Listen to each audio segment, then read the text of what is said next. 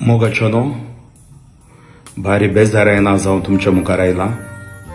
आमचो बावटिके George 77 days Saint Johns आस्पत्रेंत आपणाच्या जिवा खातीर ताणे एक फायट केला म्हणयत आज 7:30 वरांक सांजेर सेंट जॉन्स आस्पत्रेंत डॉक्टरांनी डिक्लेअर केलें तो देवाधीन जाला म्हूण।